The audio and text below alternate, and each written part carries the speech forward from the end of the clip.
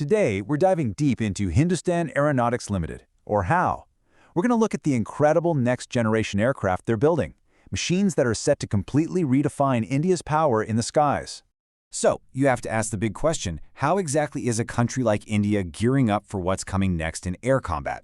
Well, the answer lies in some seriously ambitious projects that are already well on their way. And that brings us right to the main event, India's next-generation fighters. We're going to focus on two absolute stars here, the Tejas Mk2 and the super-advanced AMCA stealth fighter. You can really see the huge leap they're making here. Look, the Tejas Mk1A was a fantastic success, no doubt. But the Mk2? It's a whole different beast. It's bigger, it's more powerful, and it's packed with advanced sensors that put it on par with legends like the Mirage 2000. This isn't just an upgrade, it's a total transformation. And then you've got the AMCA. People are calling this a 5.5 generation fighter. So what on earth does that mean? Well, think of fighter jets in steps. 4th gen was all about agility and better electronics. 5th gen, like the F-35, brought in stealth and networked data. So 5.5 gen, that's pushing the envelope even further, aiming for almost complete invisibility to radar and electronic warfare systems that are second to none. We are talking about the absolute peak of aerial combat tech. And this really shows you what a big deal the AMCA project is. Once it's up and running, India joins a very, very exclusive club. You've got the USA with its F-35, China with its J-20, and then India with the AMCA. These are the only countries that have developed their own stealth fighters. It's way more than just a piece of technology. It's a huge statement on the world stage. So, you're probably wondering when we'll actually see these things fly. And you know what? This isn't some distant pipe dream. The first Tejas Mk2 prototype is expected by May 2026. That's right around the corner. And the AMCA prototype just a couple of years after that, around 2028 or 2029. The timeline is aggressive and things are moving fast. Now, obviously, these incredible jets don't just appear out of thin air. And that brings us to the powerhouse behind it all, Hindustan Aeronautics Limited. This is the company that's actually engineering this vision into reality. And HAL is not messing around. They are seriously ramping things up. To handle the demand for these new jets, they're boosting their production capacity in Nashik and Bengaluru. The goal? To be able to churn out more than 24 of these advanced Tejas aircraft every single year.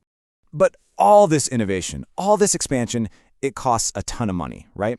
Well, that leads us to HAL's absolutely record-breaking order book, which is the financial bedrock that's going to secure the company's growth for years to come. Just take a second and look at that number, 2 lakh crore rupees. That is the size of HAL's current order book. It's the biggest it has ever been in the company's entire history. A number that big just screams confidence from the Indian government. So where is all that money coming from? Well, it's a few massive deals. You're talking about orders for another 97 Tejas Mk1A jets, 156 of the Prachanda light combat helicopters, and engines for 240 of the workhorse Sukhoi 30s. These huge contracts are the backbone of that record order book. So why is this so important? Because an order book this massive gives the company incredible stability. It's something called revenue visibility. Basically, they know for a fact that they have guaranteed work and income for the next 5 to 7 years. That lets them plan, invest, and innovate without worrying about short-term finances. Okay, so with that kind of financial security, it's no surprise that a lot of people are watching HAL from an investment standpoint. So let's switch gears for a second and take a quick look at the company's financial health. And right away, the numbers tell a pretty compelling story. Analysts are setting really strong target prices for the stock. It's got a return on equity of over 23%, which is just a fancy way of saying they're really good at using their money to make more money. On top of that, the company is cash-rich and pays out solid dividends. It's a healthy profile. So the present looks pretty great, but what about the future? Let's talk about HAL's biggest ambitions and some of the hurdles they might face on the road to becoming truly self-reliant and a global player. Okay, for any country trying to build its own fighter jets, mastering engine technology is like the final boss level. It is incredibly difficult. This is India's game plan to beat it. First, a major tech transfer deal with GE in the US. Then, a joint project with Safran in France to co-develop a brand new engine. The ultimate goal here? To be completely self-reliant in jet engine tech by 2040. So when you look ahead, it's this mix of huge opportunities and some very real risks. On one hand, you have massive export potential to countries like the Philippines and Nigeria. You've got the AMCA project, which is a total game changer. And eventually, making their own engines means bigger profits. But on the other hand, supply chain delays are always a threat. And now, private giants like Tata and Adani are jumping into defense, which means more competition, forcing HAL to be leaner and meaner than ever. Which brings us to the final question, the big one.